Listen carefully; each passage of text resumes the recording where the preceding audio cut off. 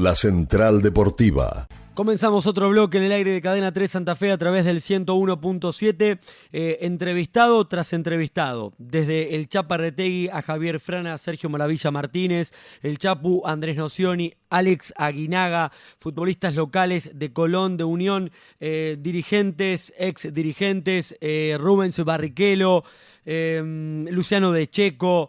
La verdad, gustos tras gustos, los que nos estamos dando y por supuesto haciéndolos partícipes a todos ustedes en este tiempo de cuarentena. Vamos a sumar otra voz muy importante directamente desde Colombia, el técnico de aquel 5-0, de aquel terrible 5 de septiembre de 1993, hombre con pasado en el fútbol santafesino, siendo DT de Colón, también en La Plata con Gimnasia, de muchos otros clubes en el mundo. En Sudamérica, uno de los mejores, de los más importantes. El hombre que tenemos del otro lado del teléfono se llama Francisco, le dicen Pacho, su apellido es Maturana. Bienvenido, Francisco querido, Nicolás May, Matías Arrieta, Emiliano Guardia, estamos en Cadena 3. Muy buenas tardes. Muy buenas tardes, un saludo para todos ustedes, extensivo a los oyentes. Muchísimas gracias, Pacho. Está en Colombia, ¿no? ¿En qué ciudad llevando a cabo esta cuarentena? Yo estoy acá en Medellín, en mi tierra, en un municipio cercano donde tengo la casa, que es el Retiro, y nada. Una parte difícil de la humanidad, ¿no? ¿Imaginaba tener que atravesar esta situación a esta altura de la vida? Y yo no creo que haya en la humanidad alguien que se imagine cosas de estas. Simplemente es como volver a la orientación de que no son las cosas que pasan, sino la actitud ante las cosas que pasan. Y yo creo que ese es un momento donde el espacio le permite a uno reflexionar sobre su caminar en la vida. Es un momento donde uno no está habilitado para analizar en profundidad temas que no conoce. Es un momento para obedecer las directrices de los que sí conocen. Entonces, yo creo que es volver a la época de la obediencia, me parece a mí. Francisco, y haciendo un poquitito de repaso, ¿no? Lo complicado que está para que en Sudamérica el fútbol pudiese llegar a volver. Hace algunos días también habíamos leído y comentado que el ministro de Salud en Colombia, respaldado por el actual presidente también de su país, veían por allí que era muy complicado la vuelta al fútbol antes de fin de año. ¿Cómo están allí en Colombia con esto del coronavirus? ¿Cómo evalúa usted esto? Yo, la verdad, no me atrevo a emitir un juicio porque yo estoy juicioso desde no sé cuánto tiempo hace. Trato de buscar en ese tiempo la posibilidad de reflexionar y de hacer cosas que me nutran, pensando siempre en que lo importante es hoy, mañana no sé. Entonces, no sé, digamos, lo que está pasando afuera. Simplemente aspiro que cada uno haga lo que tiene que hacer, porque es que los entrenadores no estamos para decir a los dirigentes qué tienen que hacer. Los dirigentes, que son los que definen, tienen que hacerse fuerte del conocimiento y del respeto de las directrices de salud, porque antes se decía que después del fútbol seguía la vida, y eso es mentira. Primero es la vida y después es el fútbol. Entonces, si tenemos dirigentes que estén capacitados, que sean idóneos, que tengan el conocimiento de muchas cosas, hombre, esos dirigentes probablemente van a tener que hacer caso a los que sí saben de la parte de medicina. Los futbolistas y los entrenadores, que yo que no tenemos nada que decir, porque ese no es el escenario de nosotros.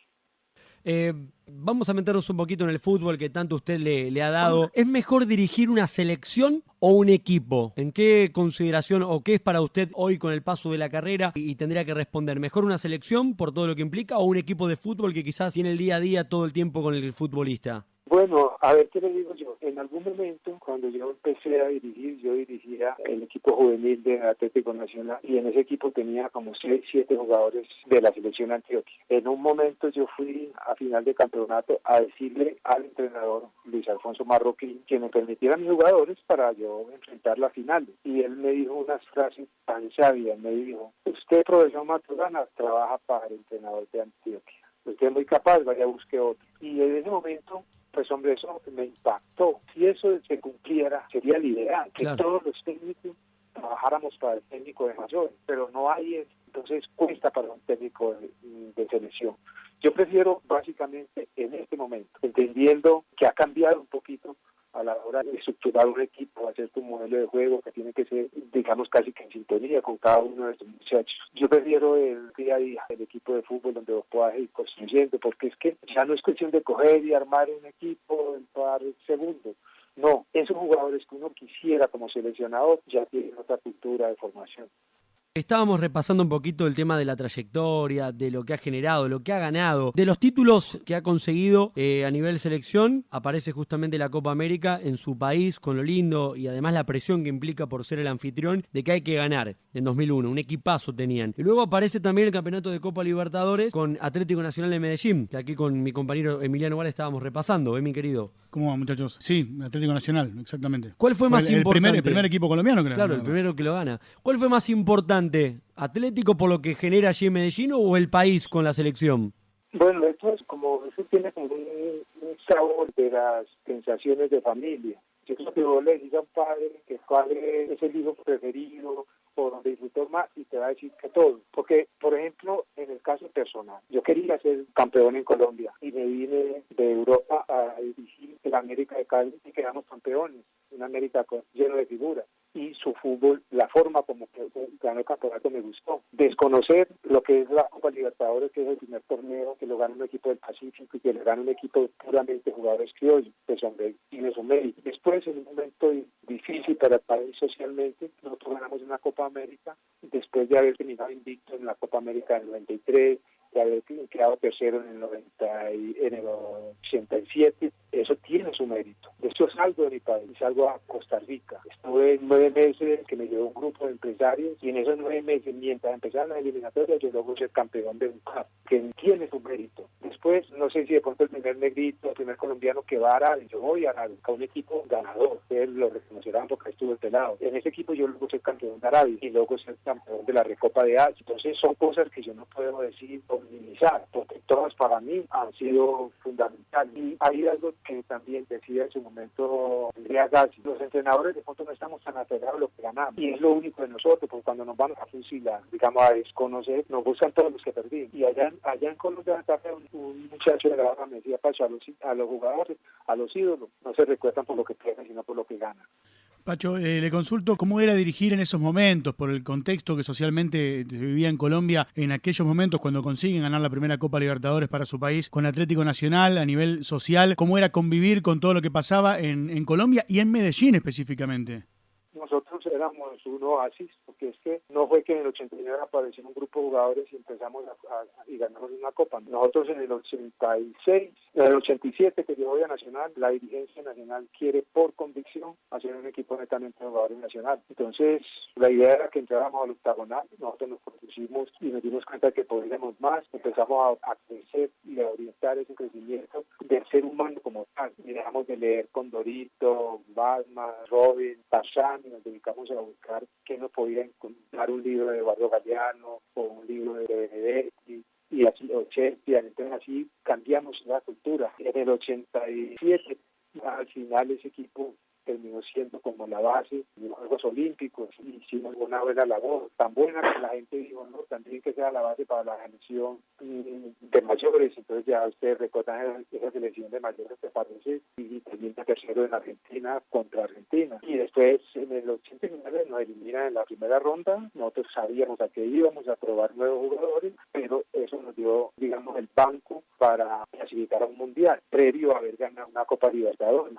Entonces, nosotros éramos como el orgullo del país, porque cada jugador representaba un barrio, o varios jugadores eran del barrio Manrique, el otro del barrio Aranjuez, el otro del barrio La Floresta. Entonces, todo el mundo era feliz con sus jugadores ahí, la gente iba al estadio y entendía que era la representación del barrio. Entonces, nosotros estábamos un poquito alejados de todo eso y nos convertíamos más bien en algo medicinal para la gente. Pero a nosotros decir que eso nos perjudicó, no. Nosotros disfrutábamos del entrenamiento e hicimos de ese caminar una manera como de estar aislado, construyendo lo que a nosotros nos hacía feliz.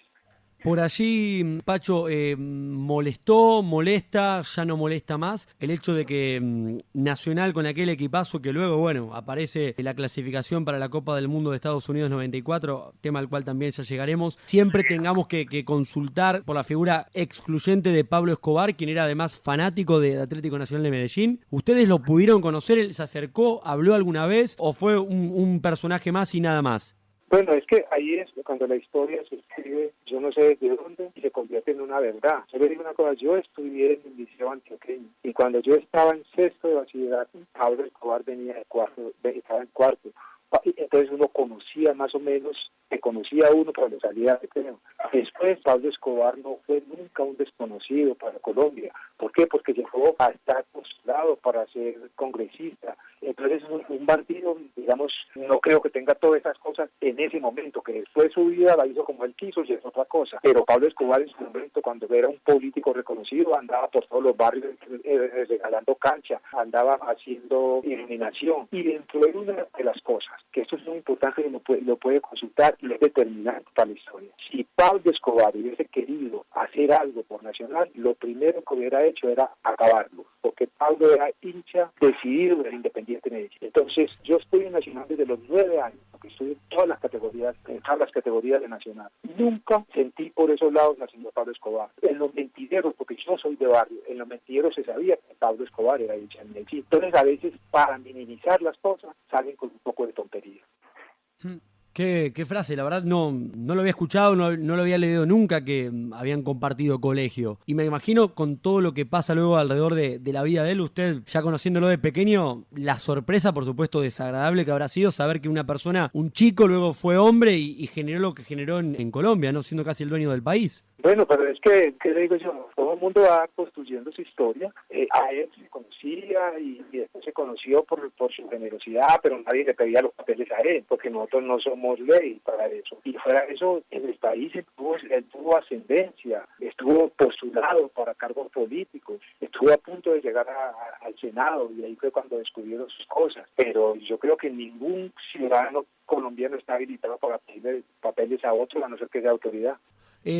Pacho, ¿cómo olvidar? Y yo sé que ha hablado un montón de veces de aquel, para nosotros, septiembre 5 de 1993, la página más, creo yo, a nivel selección, de lo más tremendo que nos ha tocado a nivel de eliminatorias. Ahora, lo de ustedes fue un mérito impresionante. ¿Qué recuerda de ese vestuario festivo en cancha de River? Algo raro, algo extraño, curioso, que usted diga, me llamó el presidente para felicitarme, por decir una cosa, ¿no? ¿Sucedió algo así extraordinario, algo fenomenal que por allí no lo haya contado o sea algo íntimo y se pueda por ahí ya con el paso del tiempo sin narrarlo?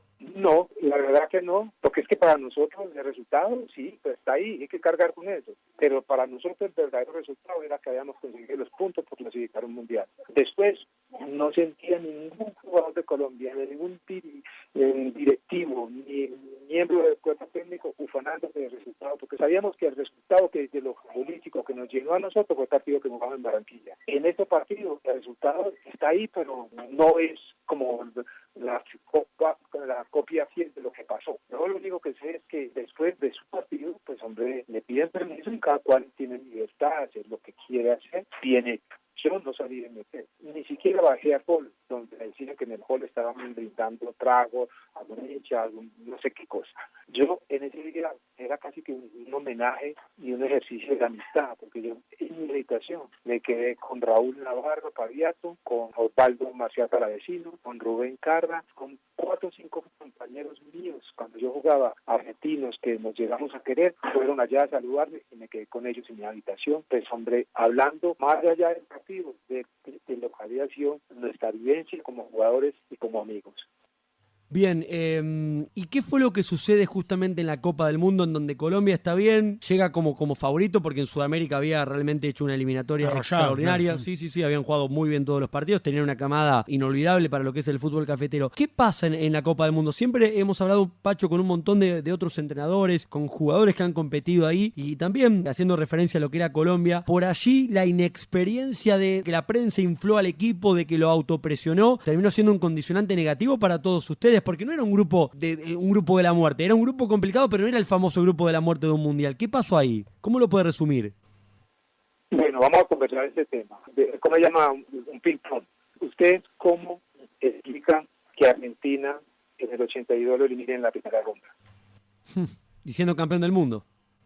No, espérate. Simplemente, ¿cómo me explica que Argentina lo elimina en la primera ronda?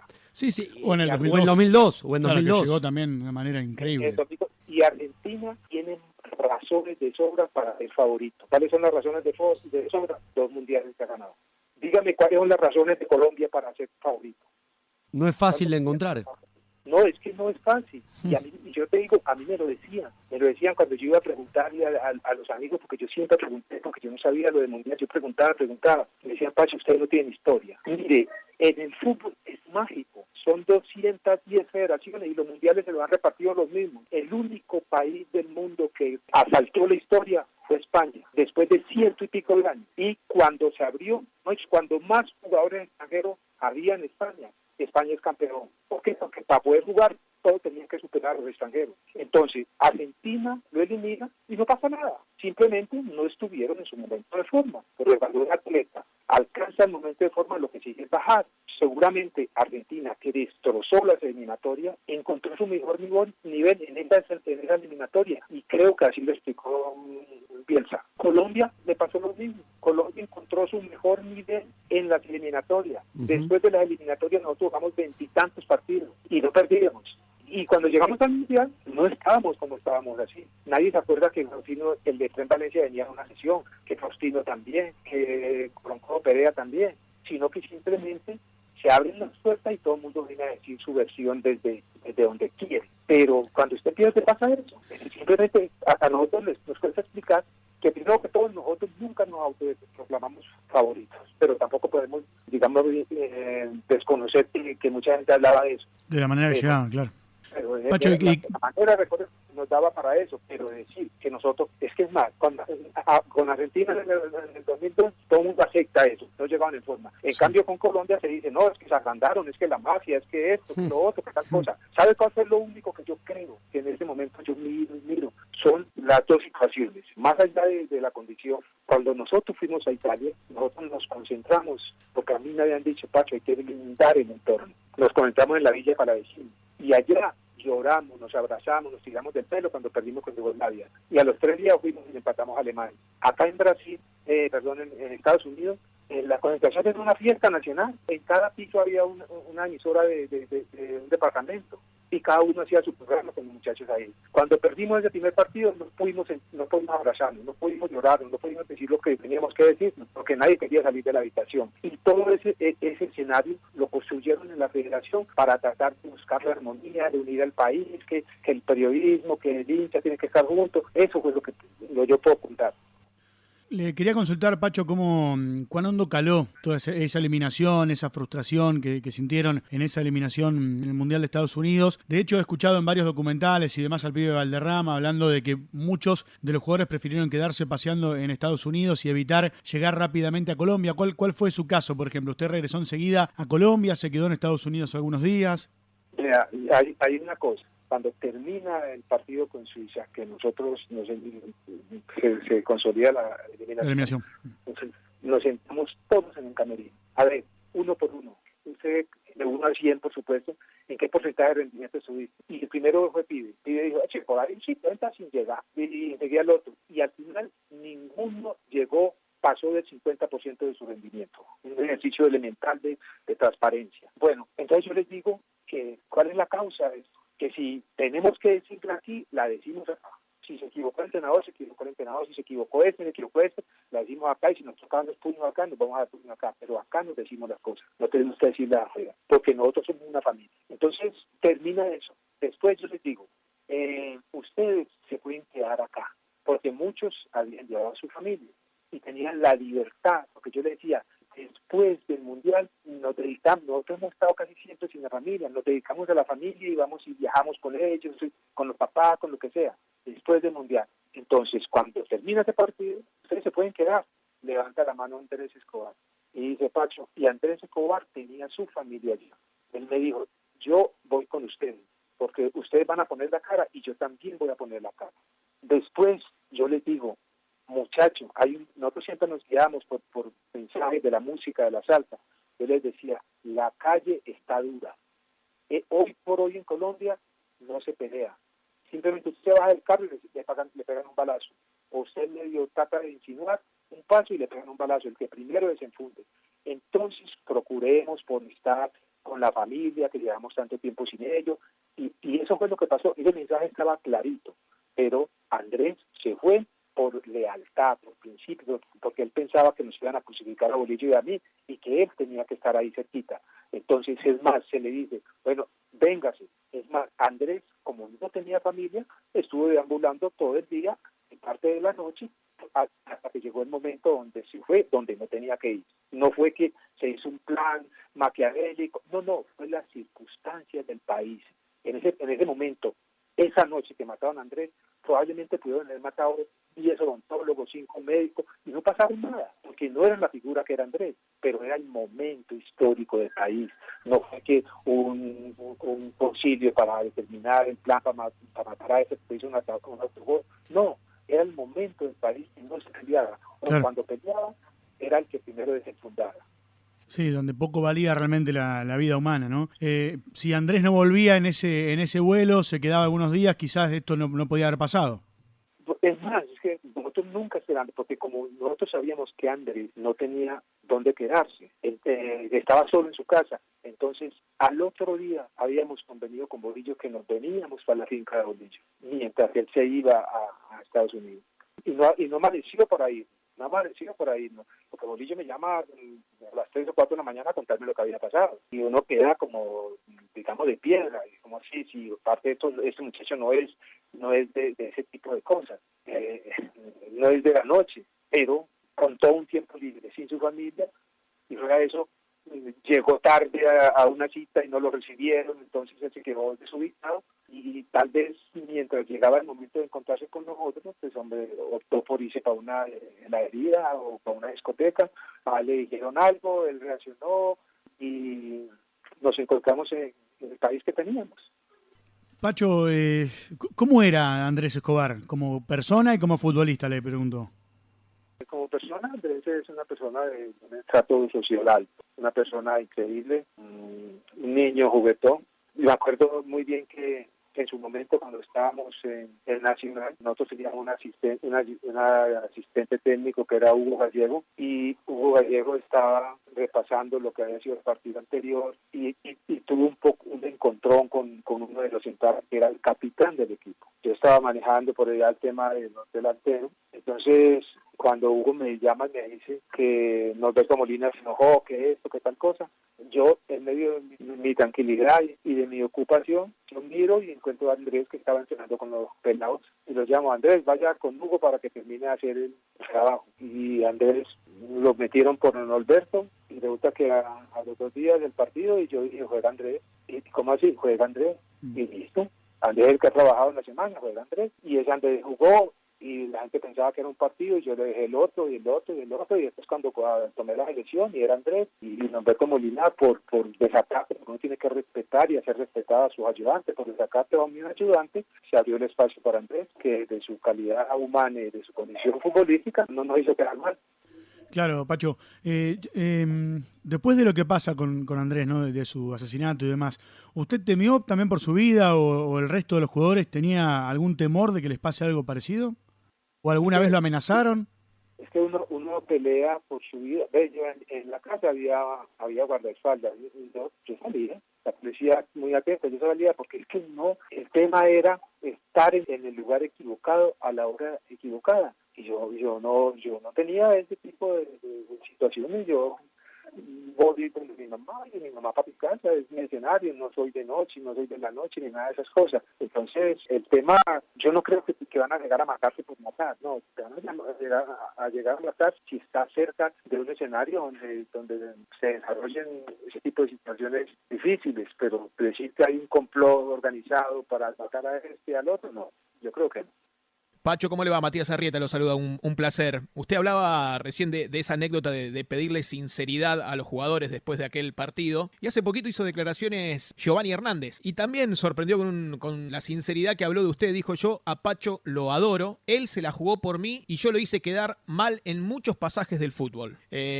¿Nos explica por qué entiende que pudo haber dicho Giovanni eso? ¿Por qué él entiende que a usted lo dejó a veces mal parado y que usted siempre se la jugó por él, sin embargo? No.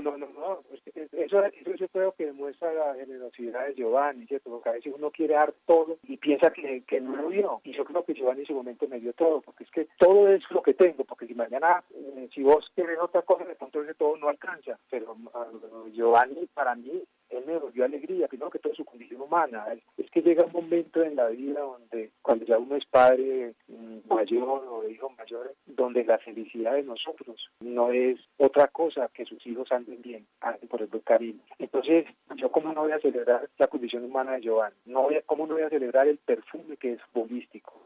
Hay algo, él me regaló, junto con sus muchachos, me regaló una Copa América. Es que cuando yo desde el 2001, 2004 pertenezco a la Comisión de Estudios Técnicos de FIFA, ahora estoy en el panel asesor, pero en ese tiempo se hablaba de que si Pibe tenía ojos en la nuca, Giovanni tenía ojos por todos los lados. Entonces, ese era el perfume de esa selección. La selección que ganó la Copa América, usted habla de fútbol de Colombia y le dicen de Rincón, de Andrés Escobar, de Valderrama, pero esa selección fuera de Oscar Córdoba, ¿cómo se llama? Iván Ramiro, Totono Grisales, Víctor Hugo Aristizábal, ¿qué más? Giovanni Hernández, Fabián Vargas, que no están en la élite del recuerdo de los jugadores de Colombia, pero ellos hicieron un equipo. Cuando vimos a la Copa de Confederaciones, todos, te hablaba de Platini, te hablaba de Michel Hidalgo, todos hablando maravillas de ese equipo. Entonces, eso es el regalo que le pueden dar los hijos a uno. Entonces, de Giovanni, pues, donde probablemente él quiso regalarme una casa, pero le alcanzó con lo que tenía, le alcanzó con lo que dio, porque lo dio con el alma, ¿me entiende? Entonces, son mis muchachos que yo siempre voy a estar orgulloso de ellos, ¿no? Y el hincha de Colón ha disfrutado mucho de esos que usted ha nombrado, a Giovanni Hernández, a Freddy Grisales, a Gerardo Bedoya. Y el hincha de Colón, pese a que su paso por la institución sabalera fue corta, Pacho, usted debe saber, y le ha explicado en su momento, pero digo, hasta el día de hoy, el hincha de Colón, han pasado tantos años de su paso por Colón, sigue reclamando sentido de pertenencia, una frase que usted acuñó y que hasta el día de hoy incluso hasta algunas agrupaciones políticas la han utilizado, políticas de la vida política de Colón, me refiero, cuando se presentan en alguna elección, el nombre de su lista tiene el de sentido de pertenencia. No lo quiero traer al mundo actual de Colón, porque usted obviamente está alejado de él, pero le pregunto en general, ¿es muy difícil lograr en el fútbol de hoy que el jugador tenga sentido de pertenencia? ¿Cada vez es más difícil que un jugador desarrolle el sentido de pertenencia por una institución?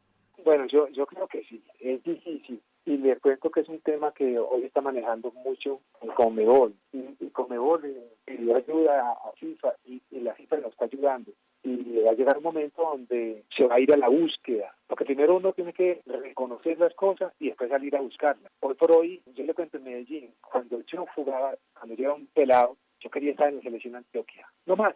Y había muchos en el fútbol colombiano, muchos antioqueños, pero pocos habían pasado por la selección. Ese era mi estatus, mi grandeza, que estar uno ahí. En esa selección Antioquia vos encontrás todos los valores, las fortalezas y todo, sobre todo la amistad. Y vos soñás con jugar en Nacional o en Medellín. Y después ya jugás en la selección.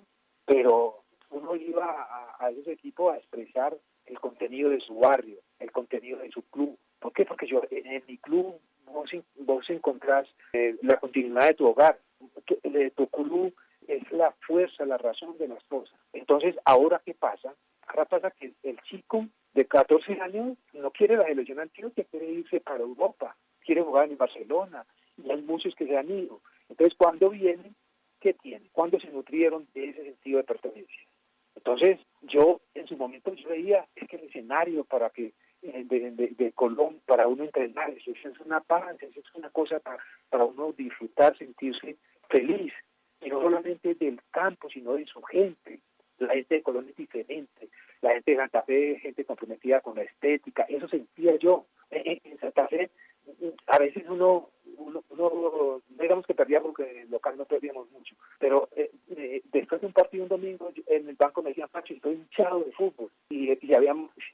Y yo no sé, la gente le gusta las cosas su región. Entonces, porque los jugadores cuando vienen no entran en esa dinámica, no entienden que cambiaron de casa, pero esa casa es diferente. ¿Por qué? Porque ellos están esperando para irse como están esperando a otros los otros. Entonces ahí es donde nosotros queremos ahora en Conmebol encontrar la verdadera esencia de cada uno de los países, porque se perdió la esencia de los países. Antes usted iba a jugar, o uno como jugador, vamos a jugar con los paraguayos, y uno compraba la aspirina porque sabía que el juego era aéreo, era todo el partido. Ahora no se sabe cómo van a jugar. ¿Por qué? Porque no hay ese sentido de saber cuál es su historia. En alguna ocasión a Tite le preguntaron, después de Bélgica, Tite decía, no, que Bélgica hay que felicitarlo, jugó mejor que Brasil o es mejor que Brasil. Entonces uno decía, bueno, ¿desde cuándo Bélgica es mejor que Brasil? Estamos locos, tenemos que buscar. ¿Quién le va a ayudar a Tite? Le va a ayudar los que conocen y tienen sentido de pertenencia, porque en su momento se dijo que se iba a reunir con Ancelotti, que yo no sé quién. No, reúnase con Dunga, reúnase con Scolari, reúnase con Parreira, que son los que saben que un jugador de Río es diferente a un jugador de Belo Horizonte. Y eso pasa en cada región, en cada país pasa eso. El jugador de Santa Fe tiene que ser diferente al jugador de Buenos Aires. ¿Por qué? Porque tiene un compromiso con la estética, un compromiso por las cosas bien hechas, tiene el cariño de toda su gente, porque la gente de Santa Fe es buena. Yo tuve un contacto, ojo, nunca me pidieron un peso, ni un cigarrillo me pidieron, pero le dieron todo el cariño los chicos de las barras de Santa Fe. La verdad, escuchándolo, Payo, muy atentamente y repasando sus números de esos 18 partidos, no fue un paso efímero. Usted, ese paso, esa dirección técnica en Colón lo ha marcado, como también el club ha quedado marcado por su frase, por ejemplo, ¿no? Bueno, la verdad que a mí también me ha marcado, me ha marcado.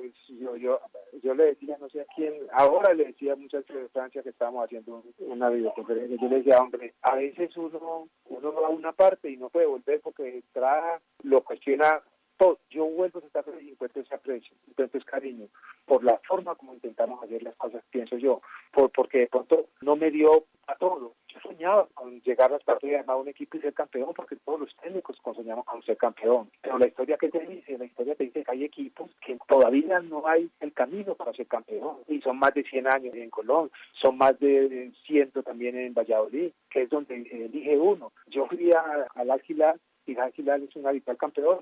Y en un año quedé campeón de Asia y de Arabia. Entonces, pero esas cosas cuando uno no puede, es donde uno queda como hipotecado y siente y espera que algún día, porque uno dice, no, ¿cómo será ese día? Ahorita que estaban a punto, yo decía, bueno, Colón va a ser campeón y ¿cómo estará la gente? Y yo me sentía ahí parte de esa celebración, pero otra vez la historia dice, esto es así, así, así. Y es la historia del fútbol. Muchachos, es la historia del fútbol, pero ¿por qué eso?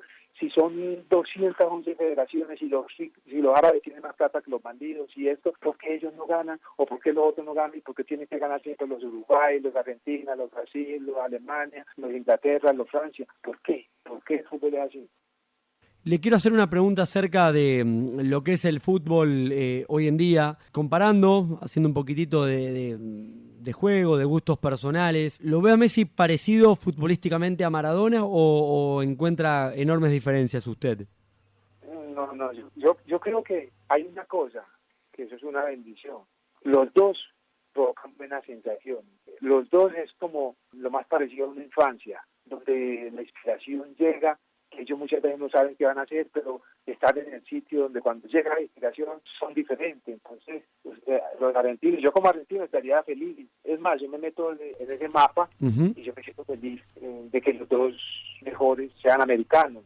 Ustedes pueden decir, son argentinos. ¿Por qué tenemos que empezar a buscarle la vuelta que tienen mejor? No, los dos, cada uno en su época. Hay que saber cuál es el otro país que va a sacar dos así o que va a sacar uno así.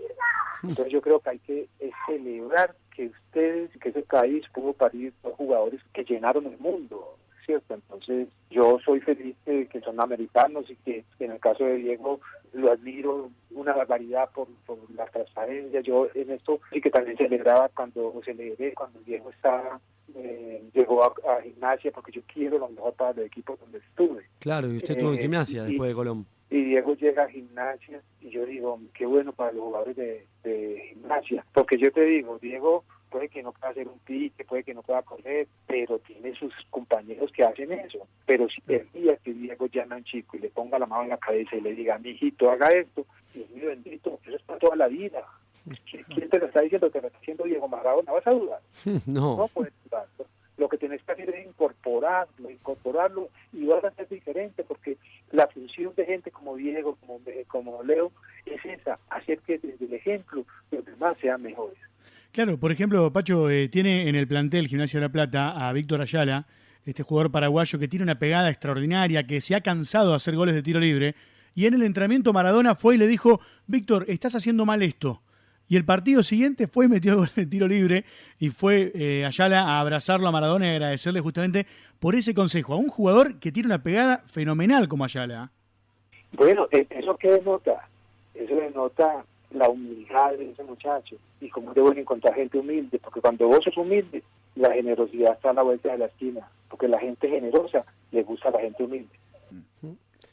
En los últimos mundiales ha costado mucho para que el fútbol sudamericano pudiese campeonar. Tenemos que ir directamente a aquel equipo de Brasil de Scolari en 2012 en Corea-Japón, luego ya en Alemania fueron 2 europeos, en 2010 se repite la historia, en 2014 Argentina estuvo cerca, no se le dio, en 2018 aparece justamente otra vez la posibilidad de ver a 2 equipos del viejo continente.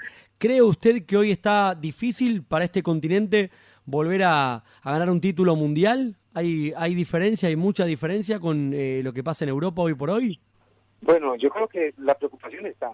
En el 2016 llegó Alejandro Domínguez, una persona rica en historia, porque ha amado de su familia que es de fútbol, y se crió en ese ambiente y se crió más americano que cualquiera. Entonces reconocimos desde la humildad que nos llevan ventaja. Entonces, ¿qué hay que hacer? Hay un grupo de estudio que está trabajando en pistas. Inicialmente las pistas que se han encontrado casi que pasan por el tema formación, sin decir que la formación es mala, porque hoy como nunca está llena Europa de jugadores americanos. Entonces yo creo que el tema es, ¿qué pasa? ¿Qué hacemos con esos jugadores? Y ahí tenemos que ser humildes entrenadores también. No sé, nosotros, toda la tecnología y la ciencia es bienvenida, pero siempre y cuando no olvidemos lo que nos hizo grande. A nosotros nos hizo grande fue la forma como jugábamos, como interpretábamos el juego, dándole libertad a la inspiración, dándole libertad a esos jugadores para en la época de ataque puedan hacer sus diagonales, puedan inventar, puedan hacer sus paredes, puedan existir las complicidades, y que después cuando la perdimos o la quitamos ahí mismo o nos armamos por el lado que nos quede más fácil a todo. Y ahora resulta que nosotros eso lo perdimos. Y ahora la mayoría de los equipos, desde mi óptica, desde mi observador, pues con todo el, porque en eso yo tengo la ventaja de que en el fútbol no hay verdad absoluta, pero yo digo esto. A ver, es culpa de los técnicos, es culpa de los jugadores, es culpa de la preparación de juveniles que por allí, por ejemplo, vamos sacando, vamos quemando, vamos extinguiendo al famoso enganche, que hoy cada vez cuesta más encontrar alguno. Cuando el jugador argentino, en este caso, o sudamericano, es de una forma en su club, en su país, y se va para un equipo grande o mediano de allí de Europa y lo van cambiando, lo van transformando. Uno veía en el último mundial, por ejemplo, estuvimos allí en Rusia y había, para mí, hasta diferencia de velocidades en lo físico muy grande por los sudamericanos contra los europeos. ¿A dónde está el error? ¿Dónde está la falla? No, yo digamos, yo no creo que haya una falla específica. Yo creo que tenemos que asumir y buscar el mejor camino sin decir que vamos a estigmatizar esto o aquello. Pero te hablaba que en un momento determinado los técnicos quedamos prisioneros de lo que es la cultura o el sentir europeo. Aquí sabemos toda la terminología nueva que simplemente es cambiar lo que hacíamos en el pasado con palabras diferentes, pero no hay el gran invento en el fútbol del mundo. Entonces ahora hay los modelos de entrenamiento y empezamos a copiar y a pegar, a copiar y a pegar. Estamos, digamos, la dialéctica se está tratando de llenar un vacío que es el vacío del fútbol, porque en ese momento hay jugadores que no saben para qué corren, así de sencillo, y los entrenadores tampoco saben para qué corre determinado jugador. Los entrenadores, vos escuchás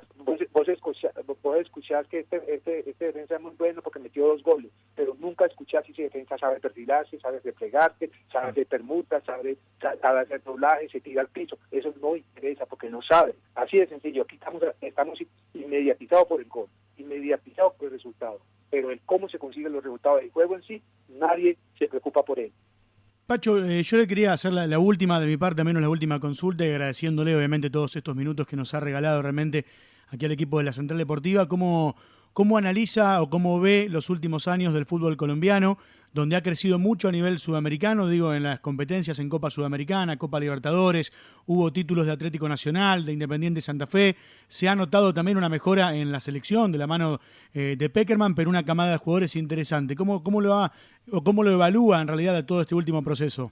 Bueno, yo no creo en el fútbol del futuro. Yo creo que hay que pensar en el ya. Vino un técnico nuevo, capaz, con una trayectoria importante, con una condición humana valorable, a continuar lo que ha hecho José. José tiene 2 mundiales, tiene el fortalecimiento de jugadores importantes para el fútbol de Colombia. Esperemos a ver, porque acá todos estamos esperando que Dairo se gane el Tour, que Oegan se gane el Giro, o viceversa, que Catherine gane. Todo lo que sea de Colombia, uno quiere que Colombia gane. Entonces, así es el fútbol. Nosotros queremos que el fútbol de Colombia también gane a gran nivel y que eso se consigue en el día a día. No se sabe lo que va a pasar mañana, porque mañana no sabemos cómo están los dueños del fútbol, porque los dueños del fútbol son los jugadores, ¿cierto? Porque son ellos y sus circunstancias. Entonces, esperemos a ver cómo estén.